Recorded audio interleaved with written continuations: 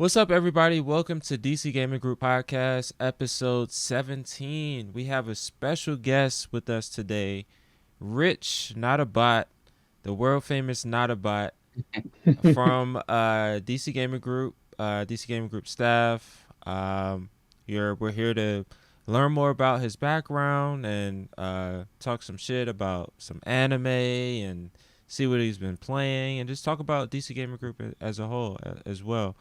And then, of course, we're joined by my co-host, Justin, the real pipe gamer. What's going on, man? Hi, everybody. Cool. So let's jump right into it, Rich. We want to get to know you. How did you become a nerd? How did you become a huge nerd? Like, what sparked that interest? Right. Um, I I think one of the earliest memories that I have is you know, living with my cousins back when I was young. I think just my parents and my family were just kind of like looking for a home to move to back in our early days. And I remember looking at my cousin playing on his like Super Nintendo or just like his OG Nintendo, and I'm sure as a kid that there was a lot of general intense jealousy involved. Just like, oh, this toy is insane, you know. So my mom never misses the opportunity to remind me that I definitely had that like big time kid jealousy in me. And one of the first things that she ended up doing when we moved out to our own place was getting me a Super Nintendo of our own. All right. Um, and that was probably from, I think I actually remember getting it too. I think I remember being with my parents at like a Sears or something like that. Ooh, And Sears, rest in yeah, peace. because like Sears used to sell like video games. Is Sears even around as a company anymore? Nope. Nah, Yeah. I think I think they may do online stuff. Like Circuit City is still around, but they're just online. I did not know that. Yeah. Yeah, if you go to circuitcity.com, you can order something from there. Hmm. All right, good to know. Spread that wealth around instead of just funneling everything into Best Buy, right? So, Oh, Best Buy is on its last leg. Yeah. oh, what? Wait. So who's going to take over their business then? I I mean, they're don't probably know. going to go online too, or Yeah, Amazon. yeah. Everything just Amazon's consolidated gonna under kill. Amazon, right? Amazon's gonna kill Best Buy and just like build a Amazon Best Buy, just like how they did with Right. bookstores, which is so fucking weird. But anyway. Jeez. That is the Um, weirdest thing. yeah, but I mean, yeah, I think I have that memory for sure. And then so as a kid, having access to a home game console, it was just kind of grown up um playing video games and trying to think. I remember some of those games I had like Legends of Zelda, Link to the Past, Donkey Kong Country 2. So like 10 out of 10 games, and really lucky that whoever was deciding to buy these games for me, because it's not like I had any input on what games that we were going to buy. I'm assuming my mom and dad just went out to the store and like went up to the store employees, hey, Super Nintendo games, what should I get my kid? And those employees were just like, yeah, this game looks good, just give it to him. And lucked out that those games were really good. Um, That's awesome. so I think that's probably how it started. And So you grew up here in Maryland. yep, Maryland, born and raised. Awesome. Yeah, and I mean, it's not like I didn't have any other like peripheral interests back when I was growing up. I just think I sucked at a lot of them.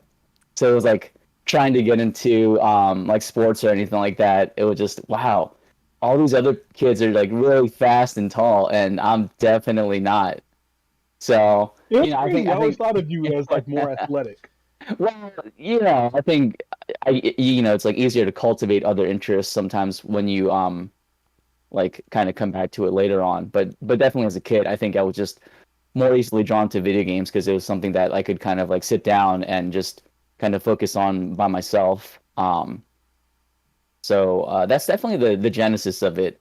And I definitely say that over time, as I've gone on, I've had less time set aside specifically for video games. But I always like to tell everyone that I definitely keep a pulse on like what's going on, just like on the like industry side of things and like what people are playing and what's coming out. But the honestly, just even the indie industry as a whole is so expansive that like I have a hard time keeping up with all these games that people recommend me and like I may never have heard of them, but they might be like super well known. Like even things like Undertale. I remember when like stuff like that was coming out, like that already had a huge following, and I didn't know anything about like how big games like Undertale or Five Nights at Freddy's or for even like Fortnite, which is definitely not an indie game, but some of this stuff, like a lot of this stuff comes out, and it's hard for me to keep abreast of everything. But I know a little about things here and there.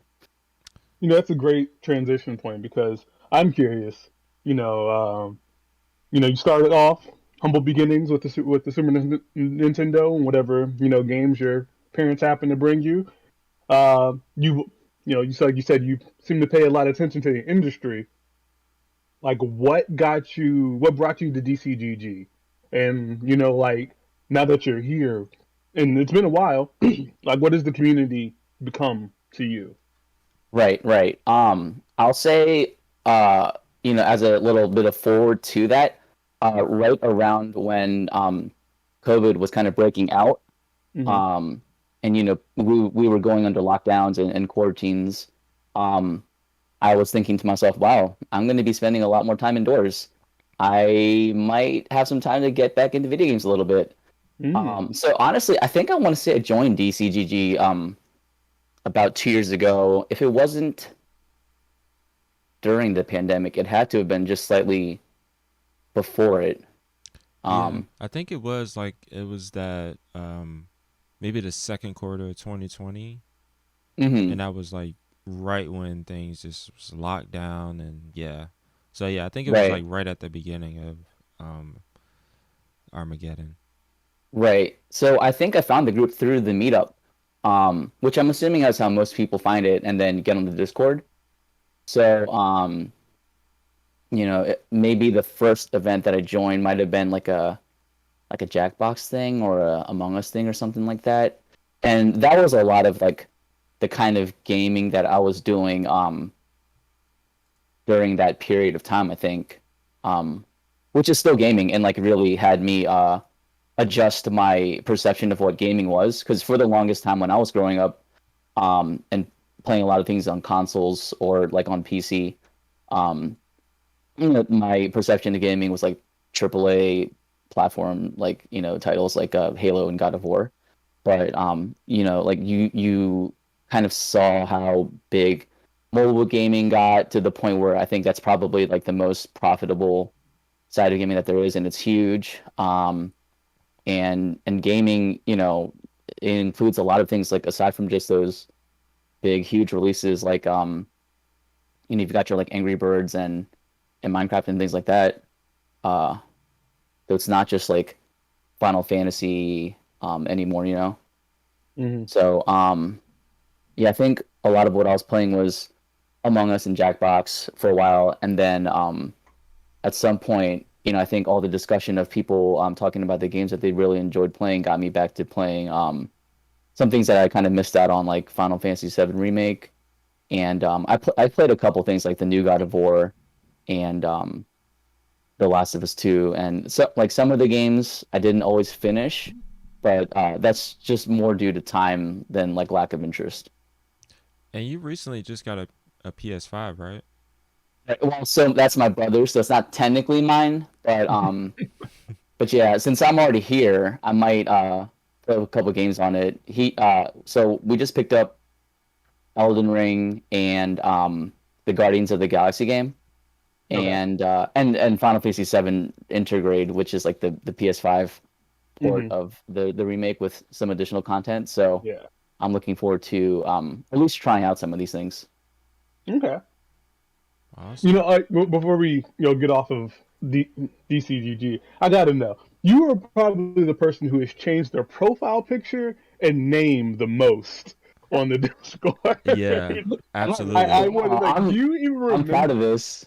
Because like I feel like I don't remember what you started as, but I remember Uh, Notabot became like a big thing, and then now it's like Diego Perry or something. oh, I changed it back to not a bot and added Oh, my okay, name on the end, as you can see on the recording booth right here.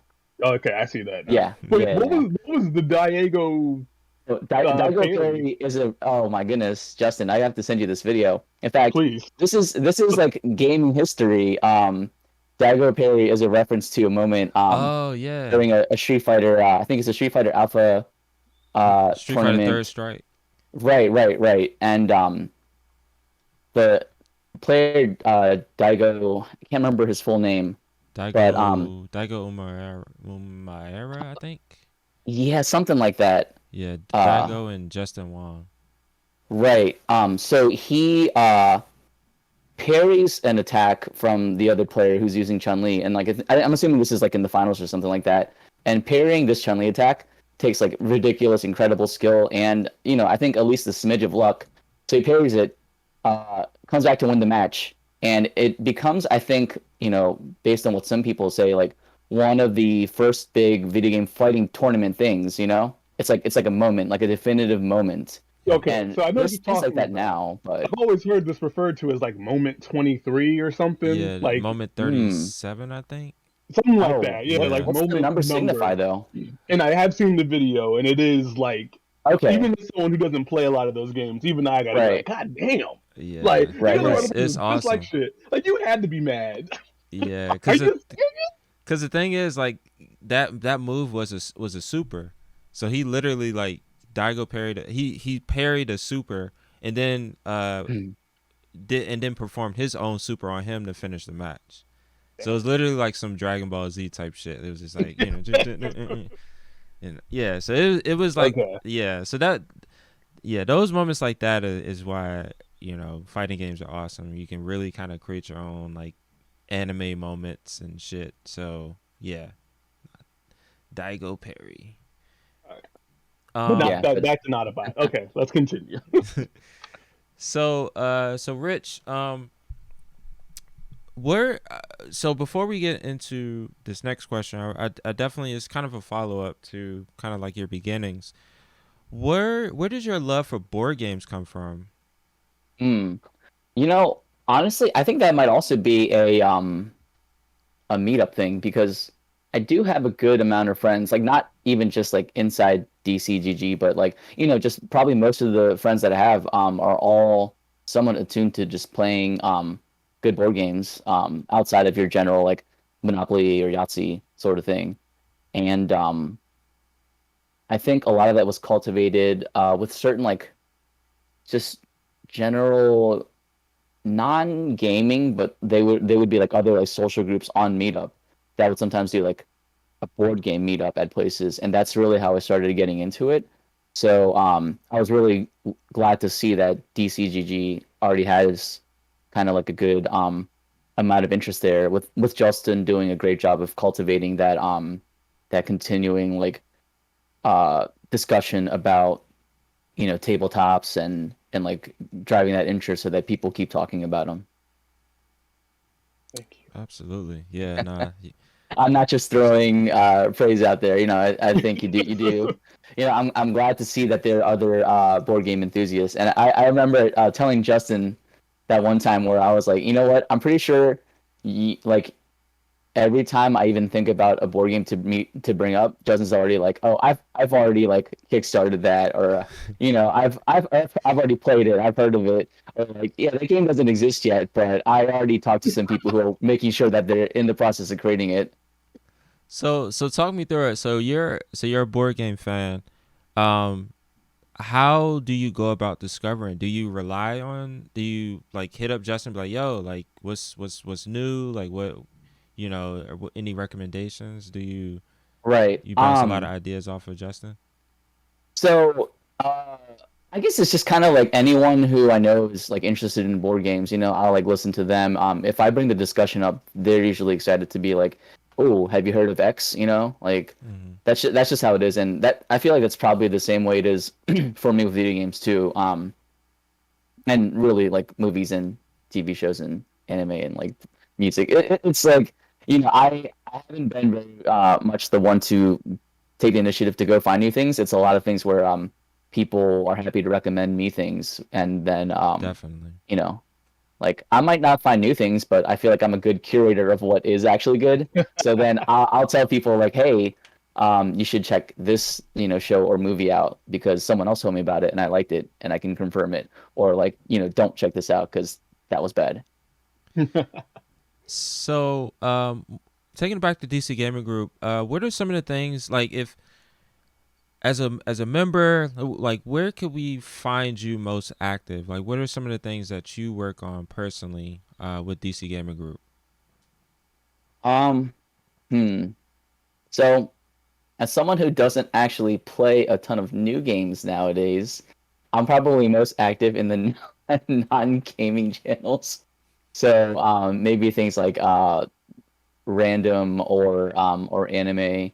Actually, but I do show up in Fight Club sometimes to play Smash with people because Yeah. that's one of the few games that I'm still kind of involved in. And honestly, like Smash is probably one of the games, at least recently, that I've ever got like super deep into of like figuring out like the technical mechanics of it and actually like getting past that surface layer of like, oh, okay, how do I actually get good at this game? Because I've never really had that more of a passing interest um in fighting games. And I know that itself is a controversial topic of people talking about whether or not Smash is a fighting game, but just at least mechanically, like it's not like I've ever really looked at other games that I've played like Bayonetta or Metal Gear Rising and thought much more about how to like play those games at the most extreme difficulties. It's just like how do I have fun playing this game is usually how it is with most of my gaming experiences, but Smash is probably one of the few games that I've ever played that I've actually put a lot of time into, and then now I'm like at the point where I feel like I can watch really high level players play and dissect like, oh man, like the like, average person might watch these players play and not notice some of these like minute details, but I feel like I can watch it and be like, wow, like these are some crazy things that are going on like all at once. Awesome. So So actually, so Rich, you have actually have recently organized two of what I think are the coolest, I don't know, events that we've had at DCGG, and something that I actually want to cultivate and continue doing. One of them being the 8-bit big band yeah, and thing. thank you for bringing that up because I was gonna say the other channel that I'm really active in, I think actually probably the most active in is VGM, because I listen to a ton of video game music. So even though I'm not playing a ton per se, I actually listen to more video game soundtracks than games that I actually play. Like, and peripherally, I find out about some of the backgrounds of these games because I'll listen to the soundtracks despite having never played them and just like pick up on like memes and other things that someone who's never played a game before um, should know. But yeah, sorry, Justin, to go back to your question. Oh no, no, that was perfect. But like the other thing was I don't want to mispronounce the name, the Oh, Jujutsu Kaisen yep, Zero. yeah, you got Okay. it. Yeah. I really the reason why I bring that up is because one, we've talked before. I really would like to get us and like get a regular like movie outing DCGG thing going. But really, the question I want to ask you is like anime. Anime is something that I have enjoyed. I enjoy, but I'm not really. I wouldn't consider myself a fan or whatever. Like Mm, um, but we have, like we don't do a lot of stuff outside of gaming in DCGG. But I'm mm, curious, like anime is one of those things that we have decided to embrace. Um, I guess like same kind of question with the with your background in gaming. Like, what got you into anime? Like, how are you finding new anime? I guess it's like so you'd be like getting, suggested them. But like, mm. how do you keep up with anime? And also like how do we get more anime fans? Like how do we build that community? Because like it exists, it's there, and I see a lot of people talking, but like I Right. don't know. I feel like there's some people need that anime literacy. I feel like you can't just jump into, you know, I got turned into a slime or whatever. Like you're gonna people gonna be like, this is weird. I'm out. Right, right. So okay, so I'm trying to like dissect because I think that was a couple different Sorry. questions. So no, it's okay. Going back to how I got into it.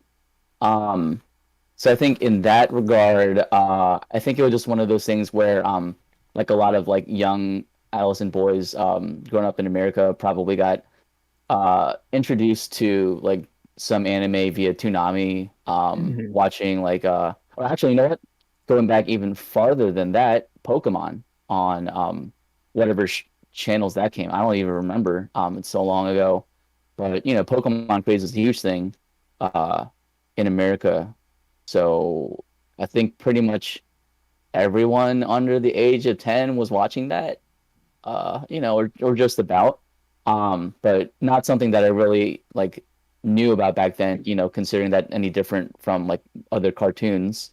Yes. Um, but then yeah, I mean later on, probably like as a preteen or something like that, you know, I would catch some of these things like Dragon Ball Z and Yu Yu Hakusho, Cyborg 009, some of these other shows that just kind of like appeal to, I guess, my general demographic. But I think it wasn't something that was really on my mind until honestly several years later. Because I felt like I would see people talking about anime like when I was like in high school and early college, and I didn't really think it was that appealing to me. But I think it was just one of those things where like some of the art styles of the shows, like think what was big back then, like maybe Bleach and Naruto, like like something about them were kind of just like appealing to me, and Fully Cooley for sure. Yeah, I If you guys love have that ever, FLCL. yeah. Um, so you know, just like stuff that really appealed to me, just at least from an art perspective, even if like the story or whatever doesn't appeal to you, I just thought it was like neat to see like really cool looking animation that was different than what I was seeing Hmm. otherwise on like Western TV.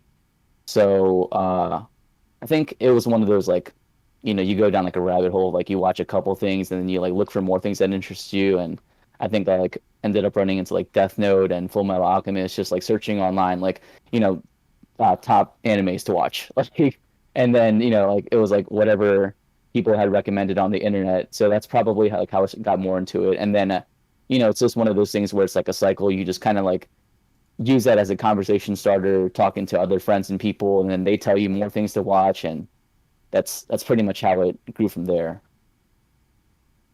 Okay.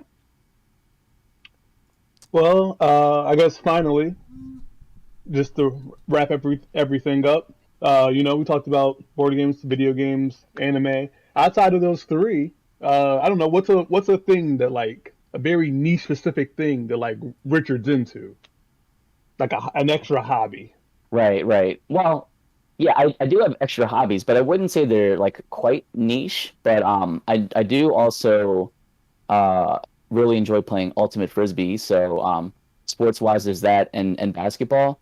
And actually, during the course of the pandemic, I also really picked up climbing. So there are these bouldering gyms, and at those places you can do things like climb on bouldering walls and do some top rope.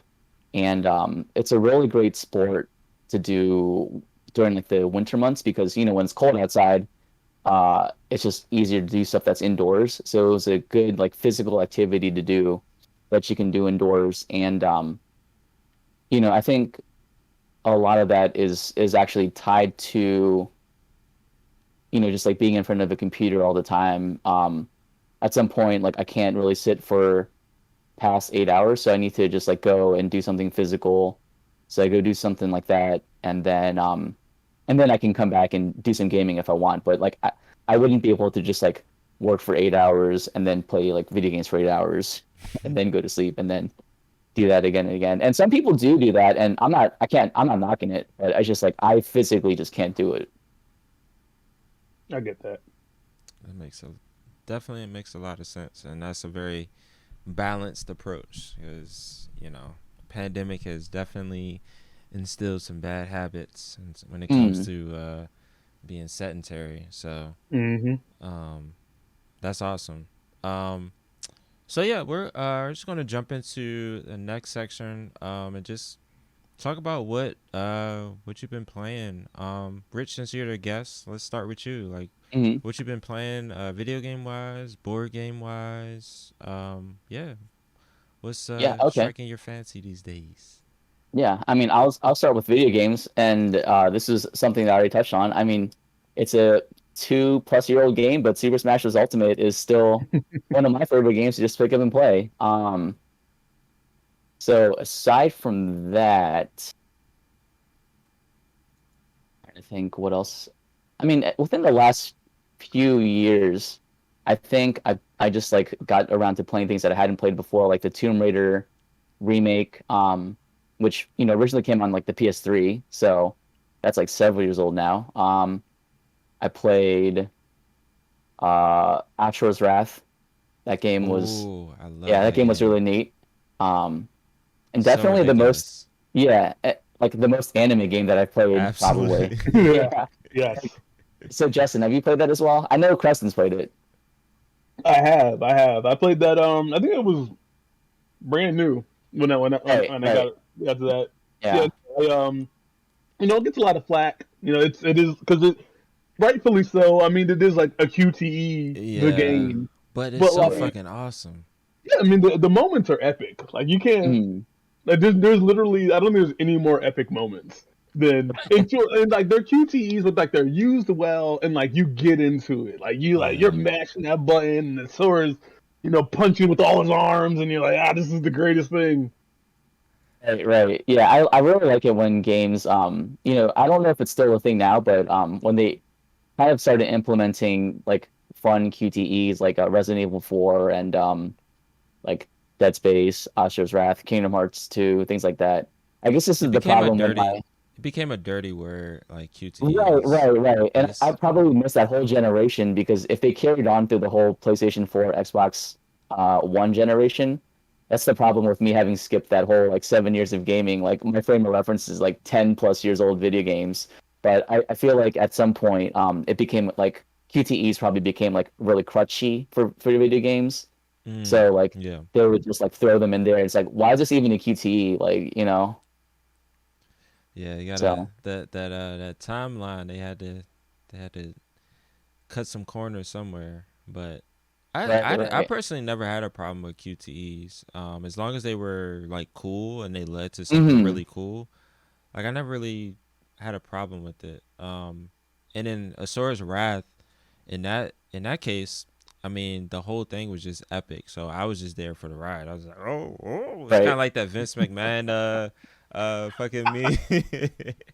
Like that was just like the whole game. What was quick question? What sold you all on that game? Because I know specifically what sold me on this.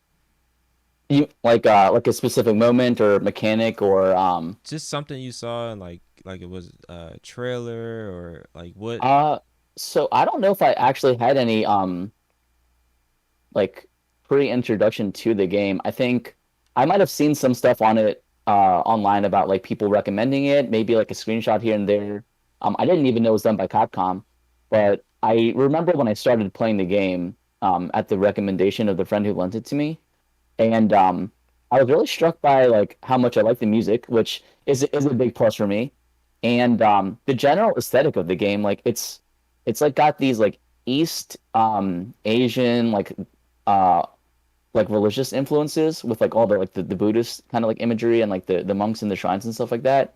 Um, and but it's like melded with like technology, so it's got this like clash of old like traditional world sense and then like super like futuristic like cyber mech stuff.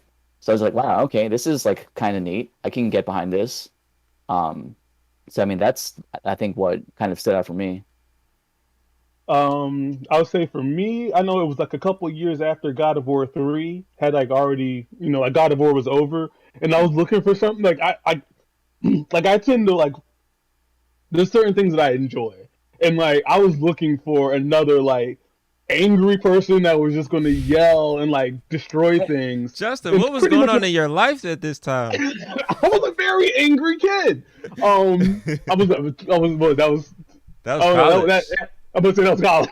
I mean, That's too funny. Just like I want to know what the exact Google search term was. Just like angry video game angry smash. games.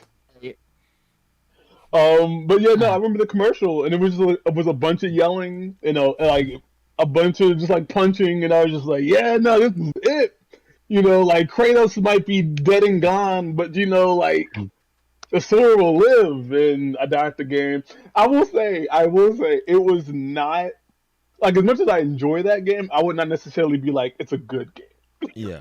I Yeah. like it. I Yeah. like it. I feel like you have to draw that distinction sometimes. A Yes. game that you like versus a game that's good. Because there's good games I 'Cause don't enjoy. Like I know exactly. that this is not Horizon. for me. You know, Right. Horizon. Yeah, we talked about this. Like Yep. we both like Horizon. I wish I could really get into it and beat it and like get Yes. into the second one. It's just not They're just grabbing. not. It's not It's not doing grabbing. it for me. Yeah. It's not doing the Yeah. combat. The combat just ain't it for me. Yep. But yeah, but like a story, it just spoke to me, so I got it and I enjoyed it. But yeah, what was the thing that got you? It was that first boss battle, man. Like the fucking Yeah. where he like hmm literally got as big as the Niggas, planet and yeah, fucking just like put his anger. Yeah. finger down. I was just like, It's so dope. I was That's the sold. I moment. was Yeah. sold. Yeah. That's when you know like what the ride you're in for is. For that game, it's just like, oh, okay, that's what this game is gonna be. All right. Let's go.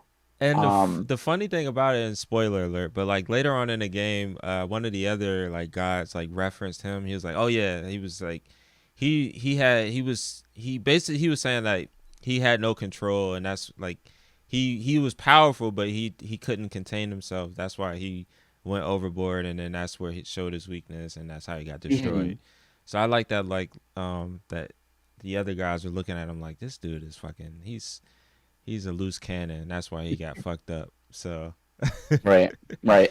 I mean, it's very like anime trope, you know. There was a lot absolutely. of that stuff in there, and but it's like just the amount of like I don't think tropes are necessarily bad all the time, you know. Especially if like there's certain ones that you really like and you want to see them cheese it up, like yeah, hell yeah, let's all the best tropes, let's go. And I feel like that's what that game is, and it's it's like less of a I wouldn't even call it a game. It's more of like an experience. I Yeah, feel the same way yeah. about that with No More Heroes. I haven't played 2 or 3 yet, but if you've ever played No More Heroes, like the gameplay, it's fine in some parts, but there are a lot of sections where it's like Oster's Wrath, oh, I Oh, just got to fight some like random like mooks, and it's not super fun when you're not engaged in like a boss fight.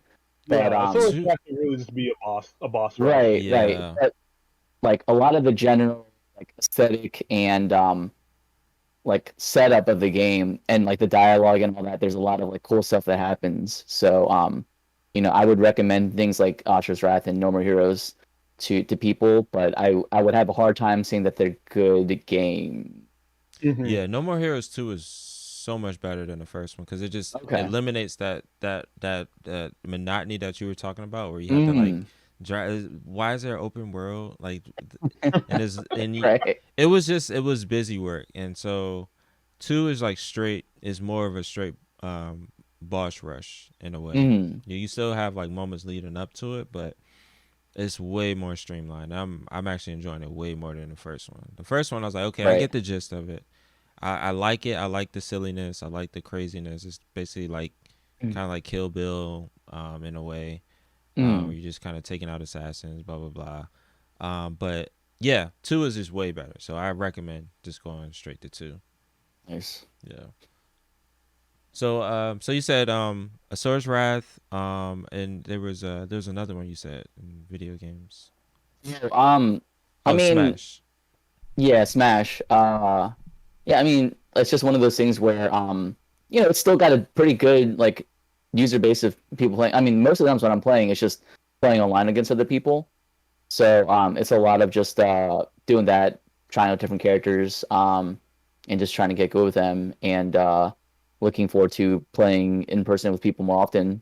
So that there's no like lag. Yeah, man, that net code is woof. Mm. Jesus. What about you, Justin? What you been playing? recently? Man, I've not been playing anything. I hate it. I hate it so much. I hate that I've not been playing anything. I hate that like I don't know. I hate. I'm really. I have a fear. I have a fear that I'm falling. That I will fall off of Triangle One of Strategy. us. One. I love Triangle Strategy so much. Like I think I don't know. You know, it's like sometimes like you just get into I don't know. Like you get into like a habit. You get into like a rhythm, but like a bad rhythm. You know. And like I need to break that by playing a game. And I think I know what the issue was. The other day, I was in a very video gaming mood. Like I was to the point where I was like, all right, time to do it, time to sit down. I just wanted to do like I wanted to binge. Like I wanted to sit down and just be like, let's start a brand new game. Let's get into it. Let's like I'm ready to like learn new mechanics. I'm ready to get like learn a new story. I was ready for everything. And I just couldn't because right now the way that this you know, like our temporary places before we get the house, you know, there's like one TV, there's one, you know, like little entertainment area. And I was like, I really want to fire up the PS5. And I think I'm and that guy was like, I'm thinking I want to like do like Ratchet and Clank or, you know, like the Miles Morales Spider Man, you know, just like a game that I could like spend some time playing. And I was just like, I'm so ready for this. And my partner was just like, no, I want to watch TV like now with you. And I was just like, no. So I put it like, I like cram that feeling away. And I think I just need to like give into it, you know, just like go back, find it. And, you know, like I said, like just get into it, play something. But no, it's been a week and I have not played anything. And if I fall off Triangle Strategy, it's going to kill me because I was looking forward to that game for so long, and now I have it. And but no, it's not going to happen. You know what? I'm saying it here because we're recording next week. I will have played at least 2 games by next week. I haven't. You know what? Actually, you know what? 3 games because 2 of them are necessary. One of them Triangle Strategy. The other one is Life is Strange: True Colors, which is our game club for Yes, this month. it comes out So on I will. Game Pass next week, right? Oh yeah, you know what? That's why I haven't. That's why I haven't bought that yet. I was like, there's a reason why I haven't bought this Yeah. because I think another one of our members was like, hey, it's on sale right now, and I was like, oh, I should get that, and then I didn't, and then like a couple days later, I was like, oh, okay, I can just wait for this. So yeah, if it comes out of Game Pass next week, as long as is that before Thursday, we record on Um, Thursday, so who knows? We don't know. I'm not sure. I would say yes. Okay, So I'll keep an yeah, eye out for it. because today's the 7th, so it's gonna be the 14th. I think it might come out that same day. Let me double check. But yeah, Okay. So those two. There you go. So I have a Switch game, I have an Xbox game, and I will pick up and I will start a PS5 game as well. So there you go. I'm gonna use all of my systems between now and the next time we record. awesome. Yeah, Life is Strange. It comes out on Game Pass on April 12th. So yeah, so April 2 days 12th. before we record the next episode. All right, that's a Tuesday. I'm good. Tuesdays are great for me. I think I don't know if I can.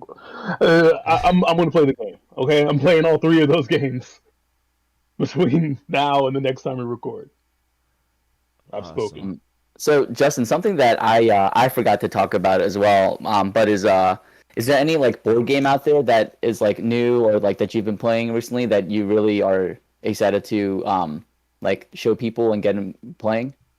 You know, I have and I've talked about this before on here. I am playing a campaign game with my partner Okay. and a friend of ours, called Familiar Tales. And my partner and I actually started the game, and we were playing. We were having a great time. And then a friend of ours was like, "Hey, you know, like I I just want. Oh, ooh, I had to do this. I'm professional, but I have to leave for a second. So, uh, Chris, you talk about what you're We'll playing, and circle I'll be back. back. Yeah. Yes. Yeah, so for me, I just been playing Ghostwire Tokyo. Finally got that on PS5. I haven't even heard of that. What is that? So have you heard of Tango Gameworks or Evil Within, the video Yeah, game? I've heard of that. Yeah. Yeah, so basically, this is their third entry as a studio, Ghostwire Tokyo. It's like a Oh, okay. brand new IP. Um, it started off as a PlayStation console exclusive before Microsoft bought Bethesda, because Tango GameWorks is actually under Bethesda. Um, and yeah, Ghostwire Tokyo is literally it's kind of it's a first person action game. So you're using like spells and stuff to eliminate these supernatural beings. Basically, it's set in Tokyo. I think it's Shibuya, Tokyo, if I'm not Mm. mistaken. And the town, or the Tokyo itself, has just been completely decimated. Everybody's been turned into like these supernatural, like either ghosts or other type of like demons or so. And so you're basically having to go around and kind of restore people's souls, basically. So Okay. it's really cool. I'm really enjoying it. The knock on it, from what I heard, is that it kind of runs out of ideas, like later Mm. on in the game. But it's not a long game, which I tend to gravitate more towards these days. I don't like these massive 100+ hour games. Like I just don't have the attention span. And then I just don't have the time to really kind of experience a game of that magnitude Mm. in its like full glory. So I tend to go more towards, 20, 25, maybe at the most hour games that I could just knock out in maybe a couple weeks or so. But yeah, that's that on the single player front. There's actually a new fighting game coming out later this year called DNF Duel. It is the next game that Arc System Works is developing. They're Mm. actually collaborating with another studio. I think Arc System Works is publishing it, maybe.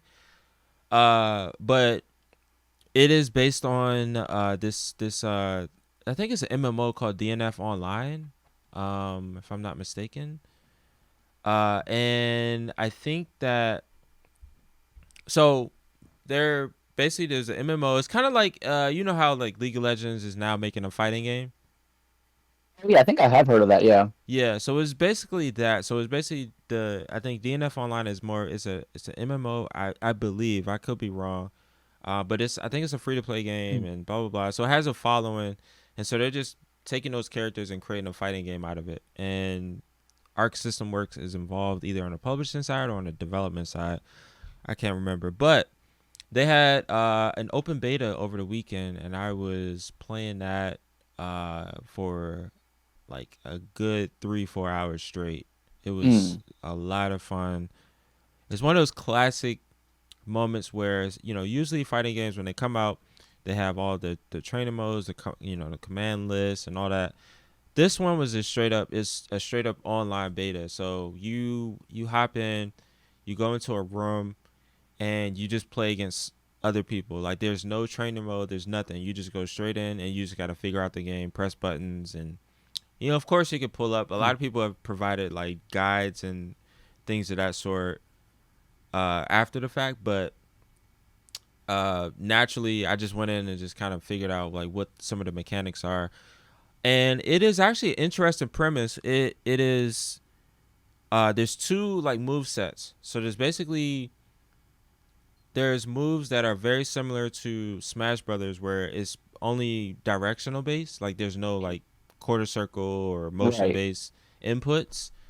So there's that, and then there is the traditional. They do actually include the traditional like motion inputs, of like, I think at the most is like quarter circle, like fireball motion, basically. Mm. Um, so the trade off is that if you use a simplified special moves, you burn more meter, but if you use the motion inputs, you burn less meter, and it recovers a lot faster. So they reward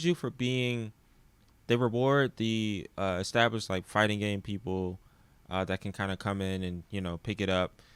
but they also reward newcomers to also like to do things like really cool from the get go without having to learn these complex inputs. So this actually might be the future of fighting games because a lot newer, like these fighting games are getting a lot more simplified, and not simplified to the point where it is, you know, you in a whole week you figure out all the mechanics. Mm. It's like easy to pick up, hard to master, as opposed to like hard to pick up, hard to master. You know, from back in the day. So now it's like that happy medium, and a lot of like hardcore fighting game fans are. It's a big debate on whether it should be that way, but Mm. you still have like games like King of Fighters, which is like straight up like hard to pick up, hard to master. It's a very deep fighting game, a lot of mechanics, a lot of things, a lot of characters to kind of keeping like your database to figure out like how to fight against them. So you still got those, but a lot of the like more mainstream games are becoming more and more accessible, which is cool. And I think that it's going to expand the genre a bit more and allow people to kind of approach fighting games like kind of like how I do. Like I'm a fighting game fan, but I'm very casual in comparison to, you know, a lot of the people that, you know, you see on Twitch and you know, some of the pros and like the FGC proper. And yeah, I think it's just gonna allow people to kind of like, you know, not have to think too much about it, but also do some awesome shit like the Daigo Parry, you know. So so yeah, I just honestly single player wise, just really been playing Ghostwire Tokyo and been playing my usual rotation of shooters, which is Halo. Let's be honest. And then my fighting game rotation, which is Guilty Gear, and when they had the open beta of DNF Duel, I was playing that over the weekend. So, so yeah, I've been getting some decent gaming sessions in. So this weekend, diving more into Ghostwire Tokyo and trying to make some good progress with that. So yeah, Justin, so we left off. You were talking about board games that you were playing, right? Oh yeah. So I was talking about Familiar Tales and about how me and my partner started, and then our friend was like, "Hey, you know, I'm basically I think she saw it and was like, oh, that looks very interesting. Like, how do you play?" And we're like, "Oh, this is how you do it." So then eventually she was like, "Oh, can I play?" So we had to start out. Didn't have to, but we started a whole new game, and we have now crossed the part where me and my partner were, and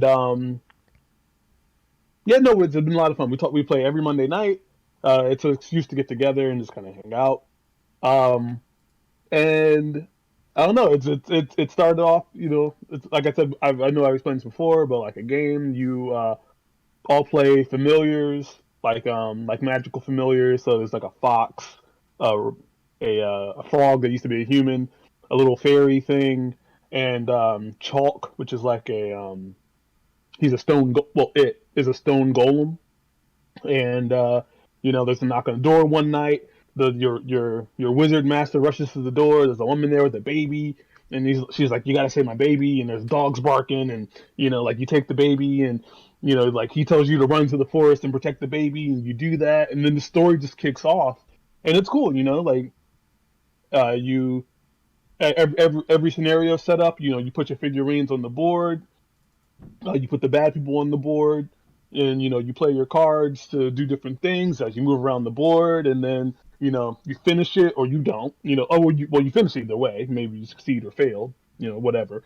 And then you put in, you know, whatever the game tells you to put in, and then it reads you like it like has like really great voice acting.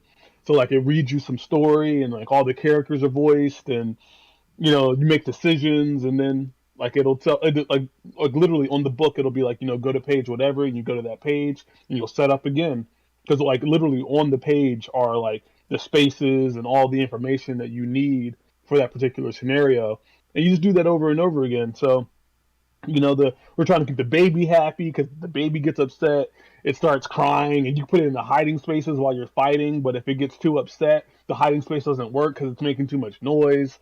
It's just like Wow. yeah, right. It's a whole thing. We're in what's like chapter 3, Of I guess there are 9 chapters, and it's strongly implied that after chapter 3, there's going to be a time jump. So I'm thinking the baby's going to grow up a little bit. I don't know. I mean, like, come on, we're talking about tropes in the anime. One of my favorite tropes in the anime is the time jump. I love the time jump because you're like, oh man, they're going to come back with new powers. They're going to be stronger than they were before. So I'm excited to see what the time jump means for us in our game. Like, are we going to come back stronger? I'm playing this particular character. Like, you don't play everybody, you play your character. But like, I'm going to be for a couple years. I'm not going to know what's going to. I don't know what's going to happen to my character. Like, that's very interesting. So yeah, I don't know. I say I was playing nothing. I am playing that. But in so many ways, it feels more like reading this epic storybook that you get to interact with. So maybe that's why it didn't come to mind when I thought about what I'm playing. That's intense. Yeah, That and I sounds think we're awesome. going to keep this going. Like I think, like even when we finish this game, I think maybe we can add in a fourth, or maybe we just keep these 3 people. But I think I'm just going to get another campaign board game. Like I really like it. Like it makes you kind of look forward to Mondays, which is a very rare thing. But like Mondays come around and it's like, oh man, we get to play games tonight. Like, and we get to That's learn a little bit more of this story. that's awesome. Like I actually like that because recently, because y'all know about the whole like, have y'all heard of the term like Sunday scaries? Hmm. Like, It's a real thing. yeah, seriously, and I like that. I like the fact that you all play it because it's like everybody's like, ah, fuck Monday. It's just like, oh, back to work. But you all, we put a different spin on it. He's like, all right, well, this is going to be our board game night where you can play games, and I think that's awesome because that really does like break up the week. And I've been doing something similar with like Sunday nights. Before I never really play games like going into the week, but I was like, fuck that. Like, let me play games and enjoy that and start the week off like doing something that I really like. And then even Wednesdays, like me and my wife, we go out to eat on a Wednesday night just to break up the break it up the week. Cause it's like, why Yeah. can't we do awesome shit throughout the week? Why does it have to Hmm. only be relegated to Friday through Sunday? So I like that. Exactly. I like that. Sierra and I, we've been looking more at going to the movies during, And it's cheaper instead of too. it's cheaper and it's normally less people in there. Exactly. And you don't have to fight for a ticket. Exactly. Like I don't know about you two. I'm a big I'm a big Marvel guy. So like, we had to fight. No, we didn't have to fight to get our Doctor Strange tickets. We should have had to fight, but AMC messed up and put the tickets on sale like 15 minutes before they were supposed to go on sale. And Sierra was just like, Ooh. "Oh, what if I tried?" So we were the first people to get in the theater that we wanted, in the seat that we wanted, at the time that we wanted. Oh, it was beautiful, Wow. beautiful, Christmas beautiful, beautiful. Christmas in the summer. When is Right? that movie come out? It officially comes out May 6th. We're seeing it May 5th. Okay. Thursday night, like early showing, perfect seats. Like it's gonna be, oh my god, it's amazing. Oh man, I'm I happy love it. for you. Awesome. So, let's close this out by just kind of talking about this DC Gaming Group as a whole. We just wrapped up another successful event at Fat Pete's. So I definitely want to send a shout out to PJ and the crew at Fat Pete's. Like they've been extremely accommodating. They just made our lives a whole lot easier, just kind of coming in and setting up board games and setting up video games. And so definitely want to give a shout out to that. And then also just a shout out to the community for coming out and hanging out. And it feels like everybody had a great time last night. It was a very I didn't think we were gonna have that big of a turnout due to the gloomy weather, but at the end of the day, it's inside, so it's cool that it worked out that way. But what did you all think of yesterday's or last night's event? Rich? I thought it went well. Yeah, I mean, we had a good number of people downstairs playing board games, after eating, and then a good number of people who were also upstairs. And it wasn't like there were just a bunch of people on the first floor, and then just everyone migrated upstairs. But it was we had a good number of people who were playing board games, and then I hopped by upstairs maybe like a couple times, and I saw that there were a lot of people engaged on like playing for sure Super Smash Bros. But That's then it. like yeah, we had a couple people I think playing like Windjammers, and what was that other game with the screen Oh, screen cheat. yeah, Screen Cheat, which that was my first exposure to that game, and it's a really funny, neat game. Like honestly, like I haven't really been playing a lot of actual video games myself when I'm there, just because I'm downstairs like playing board games with people.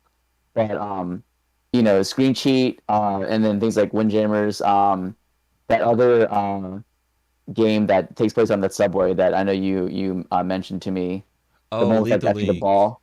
Yeah, Oh, yeah, like yeah, yeah, and also just Halo. Like a lot of these games, like if we didn't also have a concurrent board game thing going on downstairs, you can bet I would be playing some of these other games. I think part of it is that like since we're hosting, it's like trying to do our best to make sure that like no one feels left out and can be engaged and stuff like that. But if I was Absolutely. just there as an attendee, you can bet that I would be playing some of these games.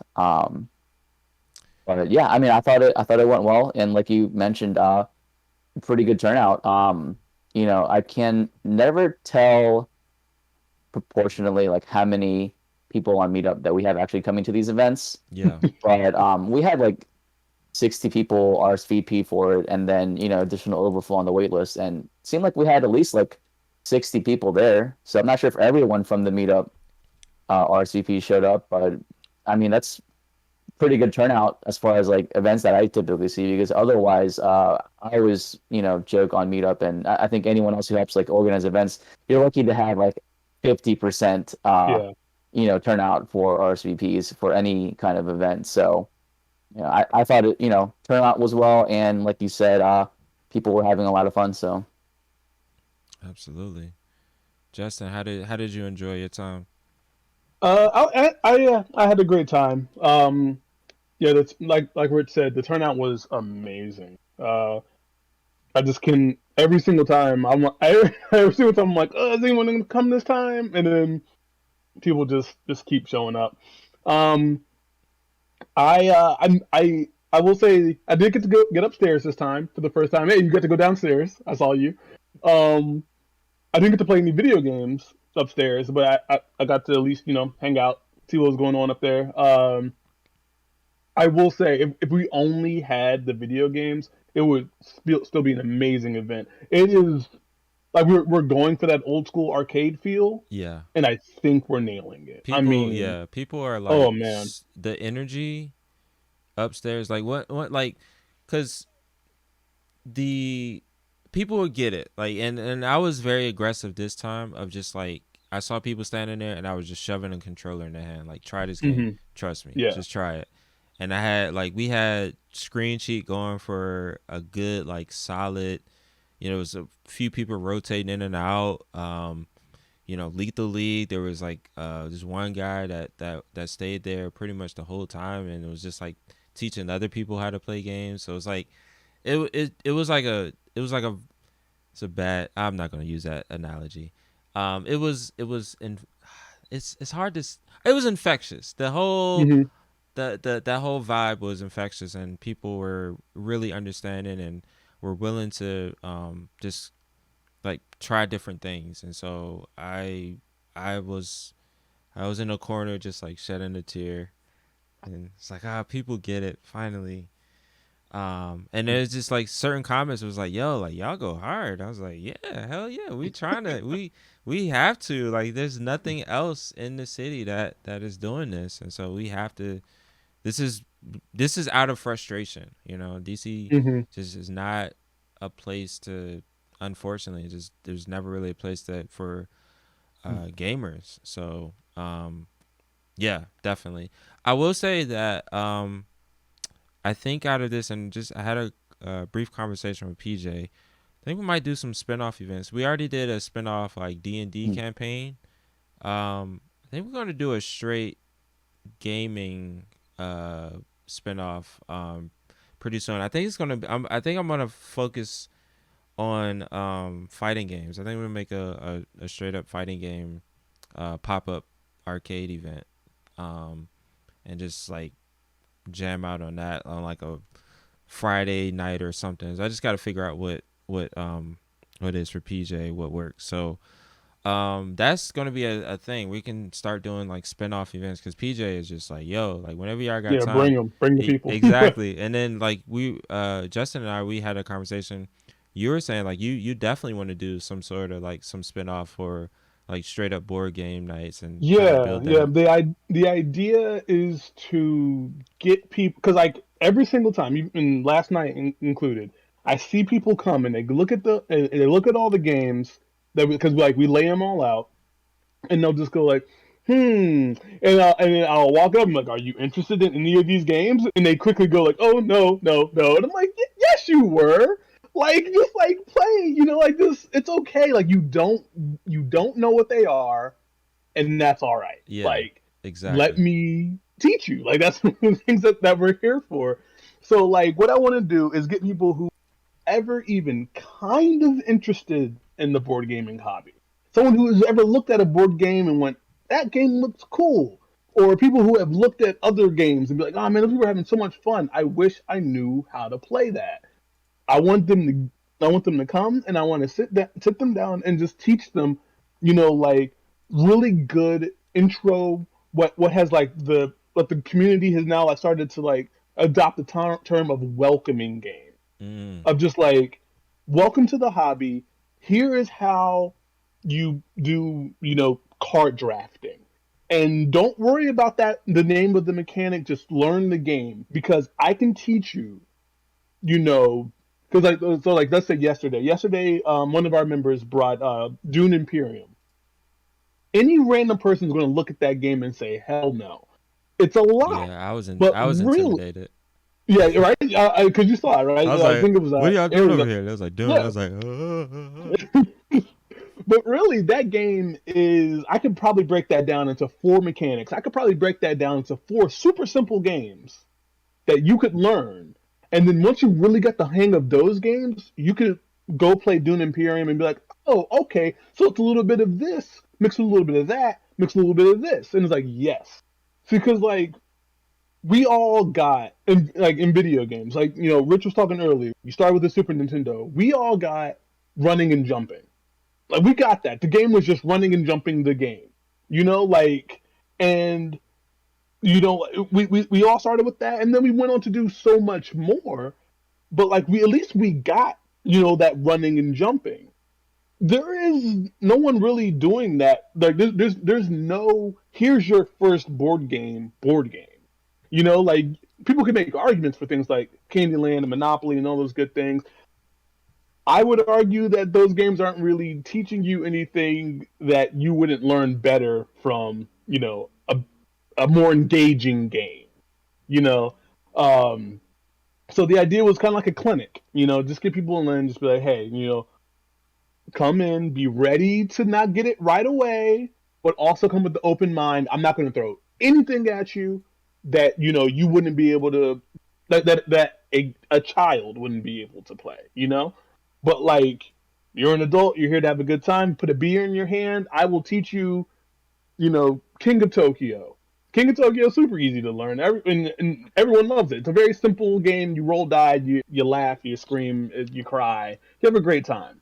So I just want to get people into that, and I'm going to figure out like a way to get that going because I really want to get the hobby. You know, I want to take away some of the fear and some of the like the unknown, behind the hobby because it's a simple fun hobby to get into. It's expensive, but hey, maybe you don't have to buy the games. Just play the games that other people have. Right. absolutely. Um, yeah, no, I definitely, I'm the same way when it comes to video games. Like I said, I was very aggressive last night and just shoving Hmm. controllers in people's hands. I was like, you're looking at it, you might as well play it. Here's a controller, and give them a brief spiel. Especially like Windjammers. I love just like putting people. I'm like, all right, just it's a weird concept, but just play it. Trust me, you'll like it. And it starts. You start slowly. I like the ramp up of like you see how slow they started. They throw the disc and it's like, how do I throw it faster? And then you just start seeing them doing all crazy shit. I was like, yes, exactly, Then you can exactly, just walk away and just leave them. yes, exactly. So yeah, I mean that's the spirit of DC Gaming Group. We are all about curation and uh really approaching things from you may not be versed with this particular genre, but let let us like help you and get you like we're open about just like sharing and really kind of spreading our passion around. That sounds very dirty, but we're very passionate about our hobbies, and we want to get more people and spread that joy. That's really what it boils down to. This whole effort is literally just like we just want to get people together, play video games, and play board games. Like that's really what it all kind of boils down to. With that being said, we do have a few events coming up.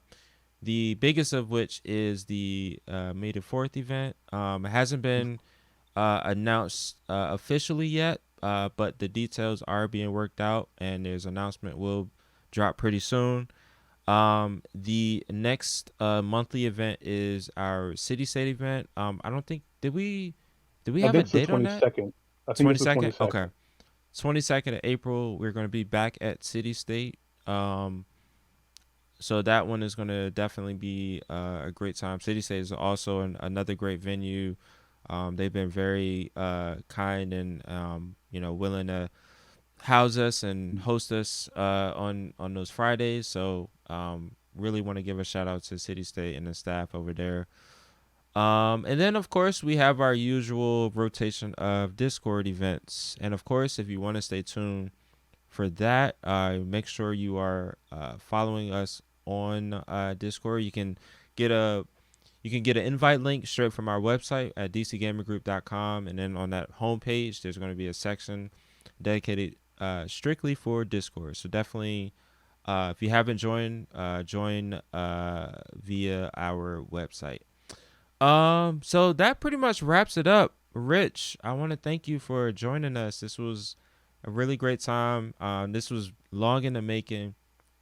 Definitely, it was great to hear about your background and how you got started in video games and some of the things that you're doing at DC Gaming Group. And you've been an awesome host. Definitely want to give you a shout out. You've been, holding it down with Smash. You've been doing the in-person, movie nights. Like you're awesome, man. So we definitely, as speaking from this DC group, gaming group as a whole, we really appreciate what you've been doing, and you're an awesome person, and yeah, just keep continuing to be awesome. Thanks, I appreciate it. I always like chopping it up with you guys, and really, I'm just glad to have a community that I can talk to people about these sort of interests, and not only like get to selfishly like speak about it from my end, but learn about other cool things that other people know about, which again is how I get most of my media consumption recommendations. So, I'm glad to be a part of it. Glad that exists, and hope that we can just get more cool people to keep joining and be engaged. Absolutely, Yeah. absolutely. Justin, thanks again, Sure. man. It's always a blast hosting with you. Always. Again, shout out to you. You've been doing an awesome job with the board games and hosting and engaging folks on Discord. Just huge shout out to you, man. We like everybody. Like I said, speaking from DC Gaming Group as a whole, we really appreciate you. You are a treasure. So thank you for that. Any closing words? No, not really. Yeah, I'm just happy for DCG. Like last week we talked about how we're blowing up, and I really feel that happening. And you know what? Yeah, I do have parting words. Con season, we're coming for you. Yeah, I was Oh, gonna say, I'm absolutely. glad you touched on that because I know that for the most part we've existed during COVID, but Hmm. hopefully if we can have more of a physical presence this year, it'd be really cool to just like see us out there. And now we got those like sweet DCGG shirts. We'll be repping the group in person and in style. So it'll be a different space because we've gotten to where we are now with just like the pandemic, but hopefully if things continue to trend upward, then let's see how things go when people are really out there and about. Yeah, we Absolutely. should host an after party at Fat Pete's for after Oh, one of the that's cons. that's actually a really good fucking idea. Yeah, let's bring that up because Mm. that would be, especially something like Awesome Con, Otakon. Yeah, I think that would be awesome. That'd be awesome. Yeah, cool. All right, so make sure you all stay tuned. Make sure you're following us on all social. We are at DC Gaming Group on every major social media platform. Make sure you like and subscribe to us here on YouTube. And also make sure you are either following us on Meetup or you have joined our Discord. Again, you can find all of our information at dcgamergroup.com. All of our socials are there, our Discord, everything. Um, so, yeah, again, my name is Not Cirque, and I will see you all next week. Peace. Bye, everybody.